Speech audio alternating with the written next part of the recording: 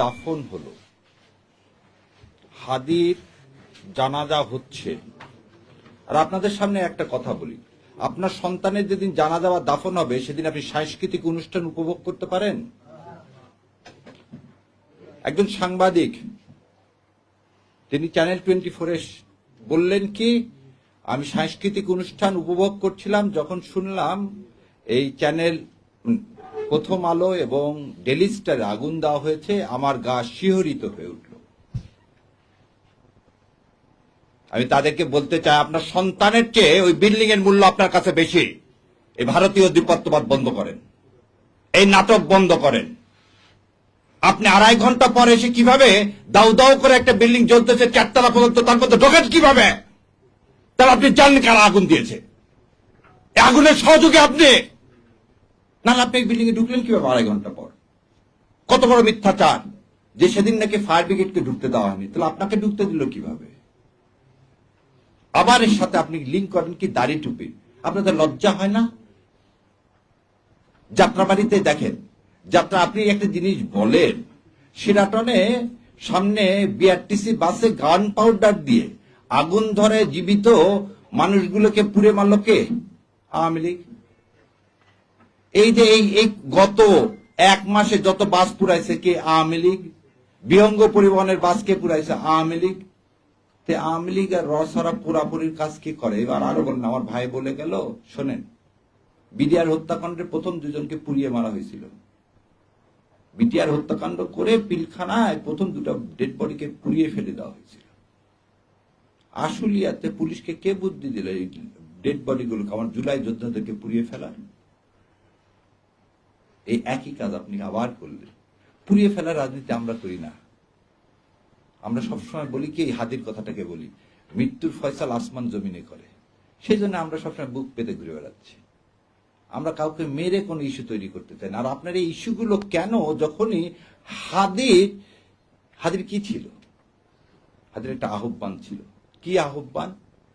যে ভারতীয় আধিপত্যবাদ থেকে মুক্তি।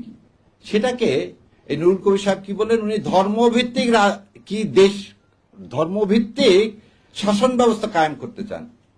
এটা তো আমার কর্তব্য, এই দেশ ইসলাম কায়েম করা। 90% দেশের যেখানে মুসলমান, সেই দেশে আপনার কিভাবে এইভাবে সাহস হয় বলার? আপনি একবারও তো বললেন না, যখন আওয়ামী লীগ এসে এই সংবিধান থেকে বিসমিল্লাহির রহমানির রহিম, আল্লাহর উপর পূর্ণ আস্থা ও বিশ্বাস এগুলো তুলে দিলেন, তখন মুখে কুলি পাটলেন। ও তার সমস্যা, প্রথম আলোকে এই ভেঙে চুরে আগুন দিয়ে এটাকে কোনোভাবে সমর্থন করতেছি না, কিন্তু আবারও বলতেছি, এটা আপনারাই করালেন। এই নাটক করিয়ে আপনারা কি করতে চাচ্ছেন? হাদির মৃত্যুটাকে, হাদির এই যে আত্মত্যাগকে আপনারা সাবসার্ভিয়েট করতে চাচ্ছেন। আমাদেরকে বোকা পাইছেন। এবার দ্বিতীয় কথা বলি, যদি ডেইলি স্টার এবং ভাঙ্গাটা অন্যায় হয়, তার বিচার করেন, কোনো সমস্যা নেই। তার আগে যে হাদির 7 দিন আগে গুলি লাগলো, 7 দিনেও ধরতে পারেন না। পুলিশ কি স্টেটমেন্ট দিচ্ছে, কোথায় আছে না আছে জানি না। আপনি 54-এ আপনি কিভাবে মানুষকে ধরতেছেন? আপনি তো কথা দিলেন, এই আইন উপদেষ্টাকে বলতেছি, আপনি 54-এ ধরতে পারেন, তাহলে আপনার এক্স ওয়াইফকে ধরেন না কেন? না, শাওনের কথা বলিনি। সে মৃত্যুদণ্ড ঘোষণা করতেছে আমাদের, আপনার কানে ঢোকে না? বেঈমান কোথাকার! হাদির রক্তের সাথে বেঈমানি করে আপনি 54 প্রয়োগ করে আবার সেই কি করতেছেন? দাড়ি টুপি আলাদা ধরতেছেন। আমার মাদ্রাসার ছাত্ররা কি ভুলে গেছেন যাত্রাবাড়িতে কিভাবে রক্ত দিয়েছে? এই রক্তের উপর বেঈমানি করতে আপনার লজ্জা লাগে না? লজ্জা লাগে না আপনার? এবার আসেন, ধরে নিলাম তর্কের খাতিরে যে বাংলা এডিশনের প্রতিষ্ঠাতা কে? ইলিয়াস ভাই। ধরে নিলাম তিনি প্রভোকেট করছেন, তিনি করার জন্য এই বিল্ডিং ভেঙে দিছে কেউ, খুব ভালো কথা। তার জন্য ইলিয়াস ভাই কি করছেন? পার্সোনাল ফেসবুক বন্ধ করে দিয়েছেন। ইলিয়াস ভাইয়ের বিরুদ্ধে আপনি দেন, বাংলা এডিশন ইলিয়াস কি পরিচালনা করে, সেজন্য বাংলা এডিশন বন্ধ করবেন? তাহলে এবারে বলেন, আপনি যে চ্যানেল 24-এর মালিক, এই হামিম গ্রুপের, সে বলল প্রথমত হাসিনাকে চায়, দ্বিতীয়ত হাসিনাকে চায়, শেষ পর্যন্ত হাসিনাকে চায়। তখন কানের মধ্যে জানিয়ে কথাগুলো বাট পার গুলন জাতির সাথে বেইমানি করেন।